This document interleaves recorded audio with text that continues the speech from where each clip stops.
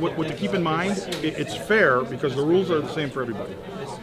What to keep in mind is it is what it is. It is a Democratic Party run event that's sole purpose is to enhance the Democratic Party. Someone else a long time ago made it really important in presidential years. So it became what it was because of what you just said. It became what it was because Iowans take it really seriously. And Iowans care, and Iowans made the process work towards it. But it's not an election, and it never claims to be an election. So, and it never was in 1964, 68, and 72 when people weren't even watching it that much. 76 is when it became. What happened was a guy named Jimmy Carter stayed on a bunch of people. Yeah, he stayed on a bunch of people's porches for 2 years, running for president. Started my own campaign 21 months ago. I didn't have any political organization, not much money, nobody knew who I was. Up and down the streets, factory shift lines, barbershops, beauty parlors, restaurants, shaking hands, talking to people, and listening. To special interest groups, I owed nothing. And on caucus night, he finished, listen to this, everyone thinks he won. Jimmy Carter actually finished second to uncommitted. Oh, no. Uncommitted actually won the 1976 caucus. And we've got about 5% of the Democrats, and Carter is wiping them out, except for uncommitted. And he finished second, but that gave him the shot he needed to win the other, to go on and become the nominee. And so since then, it's become, And so you think this process overall better for? What I think is good about it is it does allow a candidate, whether it's a Bernie Sanders, whether it's a Jimmy Carter, whether it's a Gary Hart, a candidate who maybe doesn't have as much institutional support. Because of the way Iowa does it, it allows those candidates the opportunity to do well on caucus night. Where if it was all just about who can put the most money on TV, a fly, we're called a flyover state. If it's just a big state like California or New York, there's not going to be any field. There's not going to be any real people-to-people kind of contact. It's all going to be like, hey, who can put the best TV ads on? Right. So I think in that way, it does actually help the candidate that's trying to break out a little bit. And I think Barack Obama is obviously the best example we have on our side, in a way.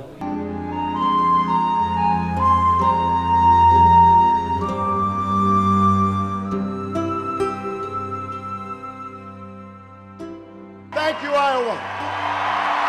Well, thank you all very, very much.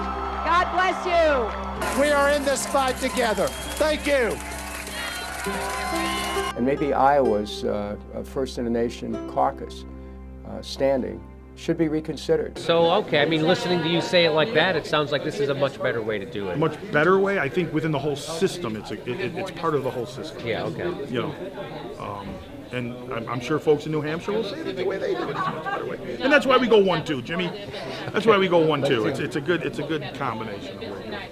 But again, the thing to remember is it's how the party picks its delegates in the state. And there's 8 or 9 other states that do it. That pick their delegates by caucus, not by election. So that's how they do it here. And in the other states that do it that way, we're just focused on because we're first. Okay. And how did it tell people how Iowa got to be first and how they got to be so important? Well, the Jimmy Carter story is the reason it was. The schedule used to be, I'm going to have my primary here, I'm going to have my caucus here, and we would do it, and nobody would pay attention probably. And then 72 a little bit. McGovern did well. But you guys were always first? Yeah, yes.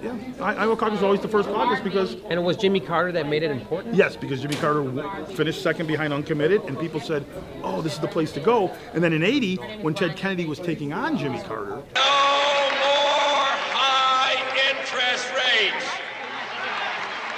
No more high inflation, and no more Jimmy Carter. There's some very difficult issues that we've had to face recently that I think will be difficult on election day. It was again the wait. Is this a real insurgency? Can this guy knock off the incumbent president? So again, it was first. So the whole world is watching. Oh, okay. People forget in 1980, Ronald Reagan got knocked off here too by a guy named George Bush, changing history in many ways. Yes. So. Do you think that children of illegal aliens should be allowed to attend Texas public schools free, or do you think that their parents should pay for their education? I'd like to see something done about the illegal alien problem that would be so sensitive and so understanding about labor needs and human needs that problem wouldn't come up. But today, if those people are here, I would reluctantly say I think they would get whatever it is that they're, what the society is giving to their neighbors.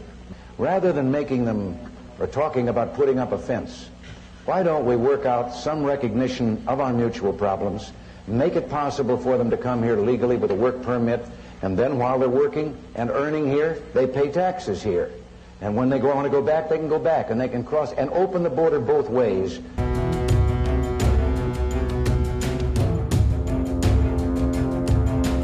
Okay, all right. So it just kind of evolved almost naturally that Iowa became more important. It became more important because of not only evolving and because of the way it happened. Here's this guy that nobody heard of.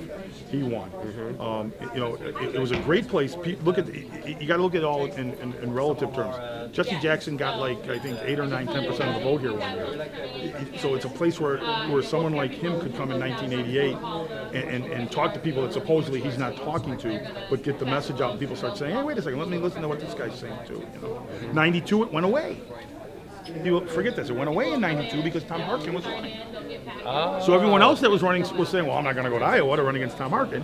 And so it kind of went away for a while. And then Bill Clinton gets elected president. And in 96, he's the incumbent president, so there was no one running against him.